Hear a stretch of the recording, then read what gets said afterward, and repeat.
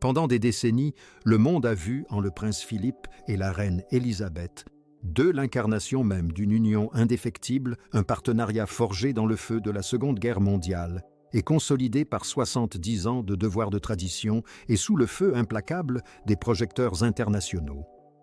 Ils éteignent le pilier de la monarchie britannique, un couple dont l'image publique était celle d'un soutien indéfectible et d'une parfaite harmonie.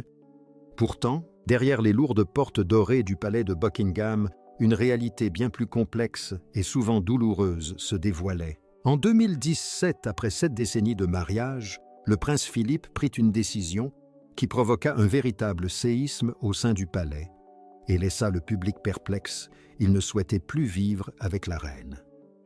Ce déménagement inattendu dans un cottage isolé du domaine de Sandringham déclencha une avalanche de rumeurs. S'agissait-il d'un ultime acte de rébellion? Le mariage royal était-il enfin en train de s'effondrer sous le poids de 1000 secrets? Pendant des années, la vérité resta enfouie, protégée par l'indispensable code du silence du palais. Mais aujourd'hui, dans une série de révélations surprenantes, la princesse Anne, souvent considérée comme la favorite de son père et sa plus proche confidente, a enfin brisé le silence. Aux côtés du roi Charles et du prince Andrew, elle a levé le voile sur la vérité bouleversante qui se cache derrière le départ de leur père et la quête identitaire qui l'a conduit toute sa vie à quitter le trône ancestral. Pour comprendre pourquoi le duc d'Édimbourg choisit de passer ses dernières années dans l'isolement, il faut dépasser les médailles et les uniformes pour remonter aux prémices d'une romance digne d'un conte de fées, autant qu'un terrain miné sur le plan politique. Leur première rencontre eut lieu en 1934 lors d'un mariage royal. Élisabeth n'avait alors que 8 ans et Philippe prince exilé de Grèce et du Danemark était âgé de 13 ans. Rien ne se produisit à ce moment-là, mais 5 ans plus tard, le destin intervint au Britannia Royal Naval College de Dartmouth. Élisabeth, désormais âgée de 13 ans, contemplait avec admiration Philippe d'18 ans.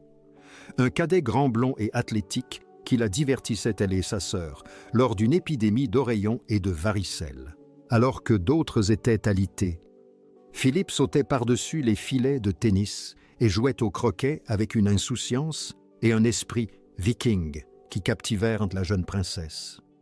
Élisabeth affirma plus tard n'avoir plus jamais porté d'yeux pour personne d'autre depuis ce jour. Leur idylle se déroula au fil d'une correspondance passionnée et intense échangée, tandis que Philippe servait avec distinction dans la Royal Navy durant les horreurs de la guerre. Héros de guerre, homme d'action, il trouva en Élisabeth un havre de paix. En 1946, il la demanda en mariage à Balmoral, lui écrivant que tomber amoureux totalement et sans réserve rendait tous ses soucis personnels et même les problèmes du monde insignifiants. Cependant, le chemin vers l'autel fut loin d'être facile. Le roi George VI était profondément réticent à bénir cette union, craignant que sa fille ne soit trop jeune et ne se contente du premier venu. Au sein de la famille royale, une résistance plus sombre se manifestait. Beaucoup jugeaient Philippe trop brusque, trop rustre et trop allemand pour épouser la future reine. Il était un étranger, un homme sans patrie ni nom de famille, et l'establishment le considérait avec une méfiance qui le poursuivrait toute sa vie. Pour épouser la femme qu'il aimait, Philippe dut faire l'ultime sacrifice. Il renonça à ses titres grecs et danois, quitta l'Église orthodoxe grecque et adopta le nom anglicisé de Mountbatten. Ils se marièrent en 1947 et durant un bref instant idyllique à Malte, ils menèrent une vie relativement normale, celle d'un officier de marine et de son épouse. Mais ce rêve fut de courte durée. En 1952, la mort du roi George VI bouleversa tout. Élisabeth devint reine et Philippe, à seulement 30 ans, fut relégué au second plan.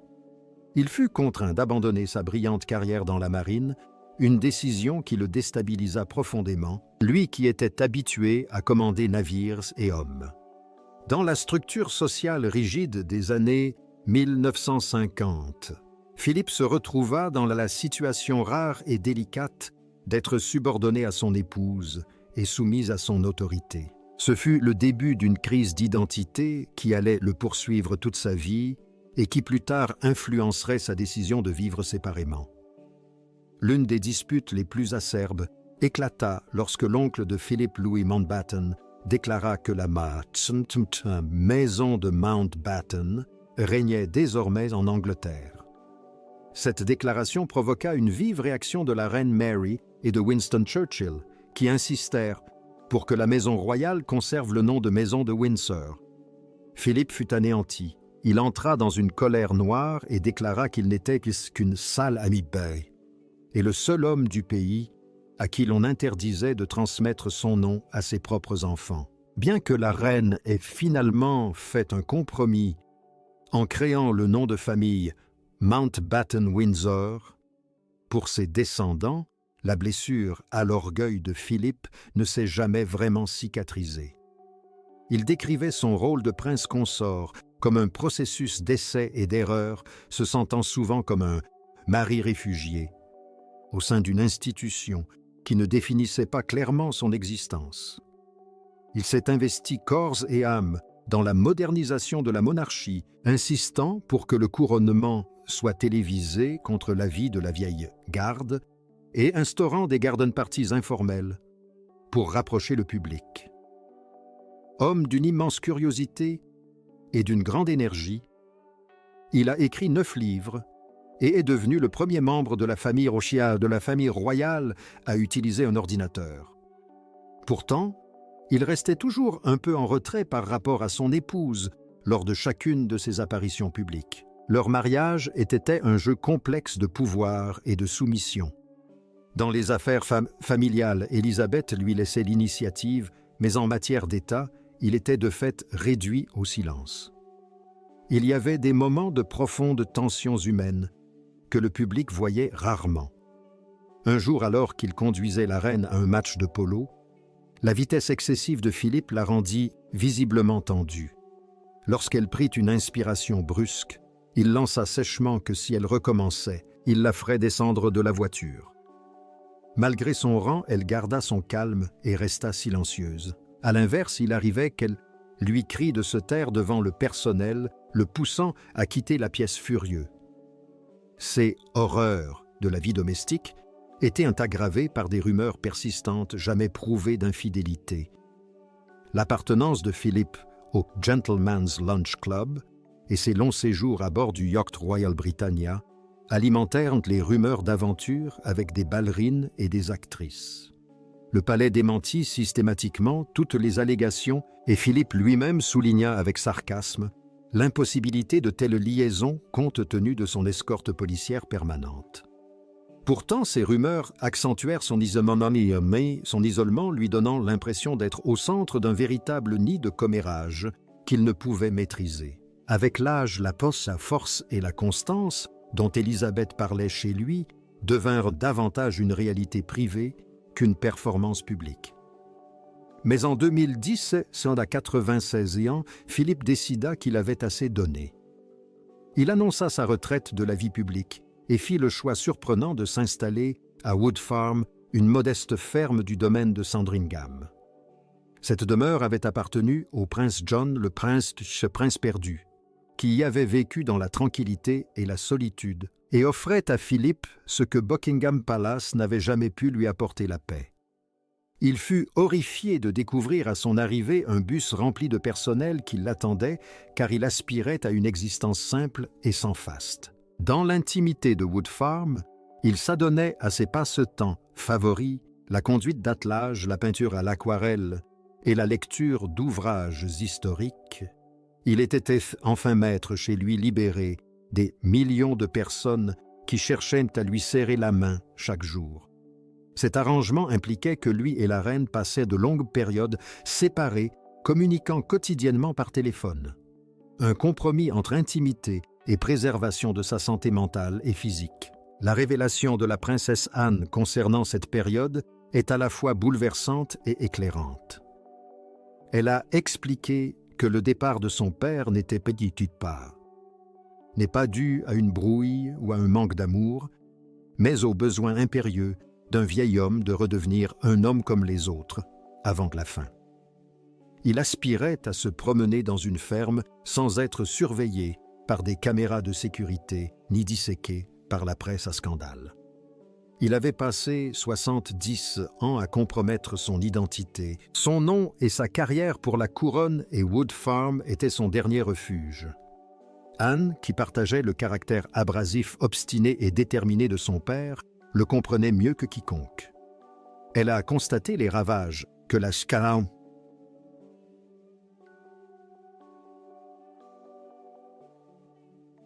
cage dorée de Buckingham Palace avait causé sur lui. Elle a été témoin de ces années perdues, où il se sentait comme une simple figure de proue plutôt que comme un véritable partenaire. Ses frères Charles et Andrew ont corroboré ce récit, dressant le portrait d'un père qui chérissait sa famille, mais qui, au crépuscule de sa vie, avait besoin de se retrouver. Le dernier chapitre de leur vie a été bouleversé par l'arrivée inattendue de la pandémie de Covid-19. En mars 2020, Philippe a rejoint la reine au château de Windsor, entrant dans ce que l'on appelait, non sans humour, la Bulle HMS. C'était un retour poétique aux sources à une époque où ils étaient seuls tous les deux, protégés du monde. Il a fait une dernière apparition publique dans la cour du château de Windsor pour céder son poste de colonel en chef des rifles. Un moment de dignité et de recueillement avant la fin. Lorsqu'il s'est éteint le 9 avril 2027, à l'âge de 99 ans, la reine était à son chevet. Le vide qu'il a laissé était immense, témoignant de l'importance d'un homme qui avait été l'architecte discret de la monarchie moderne. Son testament a été scellé pour 90 ans afin de protéger la dignité de la reine, alimentant ainsi les spéculations sur les secrets qu'il a emportés dans la tombe. L'héritage du prince Philippe est celui d'un profond sacrifice et d'une endurance discrète. Il mena une vie d'une grande richesse et d'un profond sens pourtant souvent incompris par un public qui ne voyait que son côté parfois rude. La décision de la princesse Anne de briser le silence a humanisé la légende révélant un homme qui aimait passionnément son épouse, mais qui avait besoin de se retrouver dans le calme de la campagne du Norfolk. Il était le meilleur des méchants, un rebelle devenu pilier, un prince devenu époux, et un mari qui trouva enfin la paix. 1 an après sa disparition, la reine le rejoignit, et ils furent inhumés ensemble à la chapelle commémorative du roi George VI. Même dans la mort, le lien qui a marqué un siècle demeure intact, l'histoire de 2 âmes qui ont surmonté les affres de la célébrité et les secrets du palais pour trouver un amour qui fut en fin de compte leur seul véritable foyer. L'histoire de Philippe et Élisabeth nous rappelle que même les vies les plus fastueuses reposent sur des luttes intérieures et des combats cachés.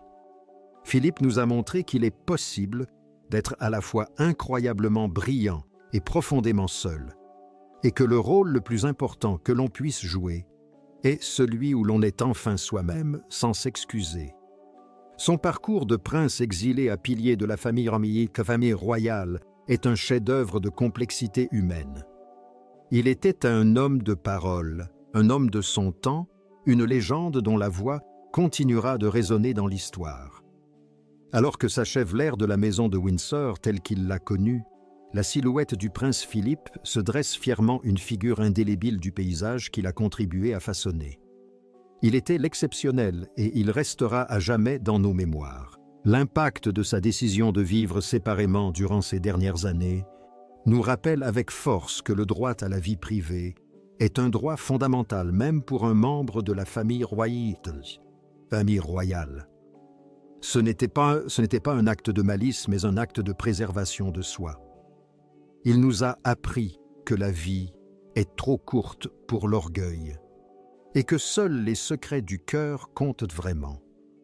À travers le regard de la princesse Anne, nous découvrons le vrai Philippe, l'homme qui chantait des hymnes dans la cuisine, celui qui plaisantait sur sa propre mortalité, celui qui désirait simplement un verre d'eau et un endroit tranquille pour se reposer. Il était un géant parmi les hommes, un titan de l'histoire, et un homme dont la richesse cachée résidait dans l'intégrité de son âme. Le silence est enfin rompu, et la vérité sur le prince Philippe a enfin été révélée. En nous penchant sur la vie extraordinaire du duc d'Édimbourg, nous découvrons un récit de persévérance et de quête d'authenticité dans un monde d'illusions. Il nous a montré qu'il est possible de survivre aux pressions de la célébrité et à la manipulation des médias en restant fidèle à ses convictions profondes. Il aimait sa famille, respectait son devoir et n'a jamais dévié de son engagement envers ses propres principes moraux. Il a gagné sa place au panthéon des grands hommes par son travail acharné, son humilité et une intégrité sans faille. Le prince Philippe fut le plus grand survivant de l'histoire, non pas parce qu'il a combattu le système, mais parce qu'il a mené une vie que le système ne pouvait tout simplement pas égaler. Il était le meilleur des mauvais et le plus grand des bons. Ses cheveux longs et souples et son regard perçant de jeunesse ont peut-être disparu, mais son esprit reste vivace dans le cœur de ceux qui l'ont connu. Il a traversé les hauts et les bas de la célébrité avec une grâce véritablement inspirante et s'est imposé comme une figure respectée non seulement pour son titre, mais aussi pour son caractère. Son histoire nous rappelle que nous commettons tous des erreurs, mais que c'est la façon dont nous les gérons qui nous définit. Philippe a fait preuve d'une honnêteté rare, et pour cela il restera à jamais une légende. Alors que sa brillante carrière touche à sa fin, la lumière qu'il a laissée brillera pour les générations futures. Telle est la vérité sur le prince Philippe, un homme qui a terni son image, mais qui a puisé la force de bâtir un héritage indélébile. Le bilan final de sa vie est celui d'une profonde transformation. D'un homme craignant les aléas de la vie, il est devenu un homme les embrassant pleinement. D'un homme défini par ses scandales, il est devenu un homme défini par sa famille. D'un personnage d'un drame royal, il est devenu le protagoniste de sa propre vie. C'est l'histoire d'une réussite exceptionnelle, le récit d'un homme qui a retrouvé le chemin de la sérénité après un long et difficile parcours. Le prince Philippe est une véritable icône et son héritage restera à jamais gravé dans le cœur de ses admirateurs et dans la vie de ses enfants. Il était l'un des meilleurs et il ne sera jamais oublié. L'histoire de Philippe et Élisabeth est un chef-d'œuvre de résilience humaine et de force de la vérité. Ils nous ont montré que même dans les moments les plus sombres, il y a toujours un chemin vers la lumière. Ils nous ont montré que l'amour est la force la plus puissante au monde et qu'il peut transformer même les cœurs les plus endurcis. Ils nous ont montré qu'être père est le plus grand honneur qu'un homme puisse recevoir et qu'il vaut tous les sacrifices. Le prince Philippe était un homme qui a vécu une vie d'une grande profondeur et d'un grand sens, et il l'a partagée avec le monde, avec une honnêteté remarquable.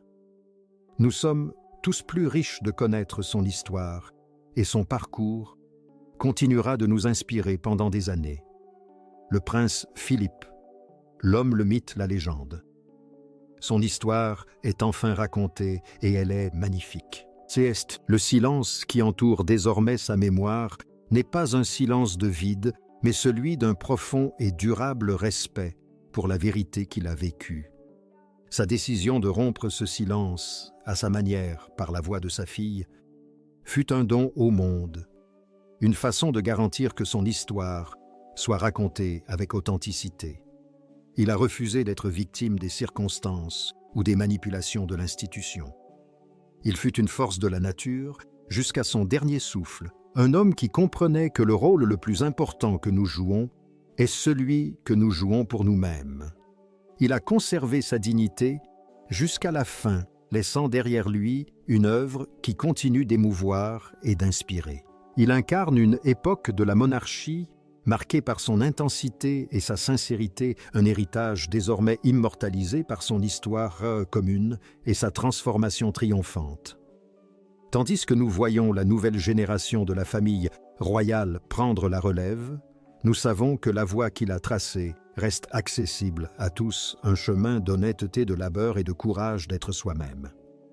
Il a tiré sa révérence, mais la lumière qu'il a laissée brillera pour les générations futures. Telle est la vérité sur le prince Philippe, un homme qui a terni son image, mais qui a trouvé la force de bâtir un héritage inaltérable.